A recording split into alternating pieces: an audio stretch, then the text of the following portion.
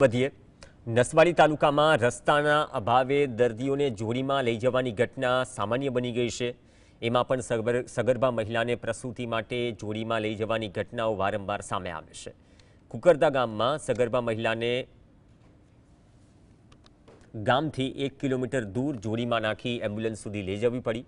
માત્ર એક દિવસ પહેલાં જ આ મહિલાને જ્યારે પ્રસૂતિની પીડા ઉપડી હતી ત્યારે તેને સ્ટ્રેચરમાં લઈ જવાઈ હતી, પરંતુ હોસ્પિટલમાંથી કહેવાયું કે પ્રસૂતિના સમયને વાર છે, જેથી મહિલાને ફરીથી ઘરે જવું પડ્યું।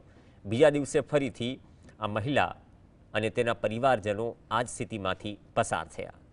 ભૂતકાળમાં પણ આ પ્રકારની ઘટનામાં કોર્ટ કડક ટકોર કરી ચૂકી છે, પણ વાસ્તવિકતા એ છે કે આદિવાસી વિસ્તારોમાં આઝાદીના આટલા વર્ષો બાદ પણ પાકા રસ્તા બન્યા નથી, જેથી આજે પણ અહીંના લોકો પ્રાથમિક સુવિધા માટે લાચારી ભોગવી રહ્યા છે।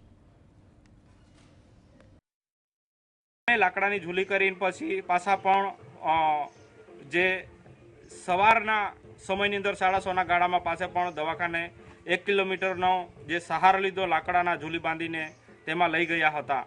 તો ખરેખર આ એક વખતની બાબત નથી। અમે વારંવાર રજૂઆત કરીએ છીએ, અધિકારીને કહીએ છીએ, નેતાને કહીએ છીએ, તમામ લોકોને રજૂઆત કરીએ છીએ, અને જે સરકાર છે તે મોટી મોટી વાતો કરે છે, સબકા સાથ, સબકા વિકાસ અને સબકા પ્રયાસ અને ગુજરાત મોડલ। ખરેખર આ દુઃખદાયક બાબત છે।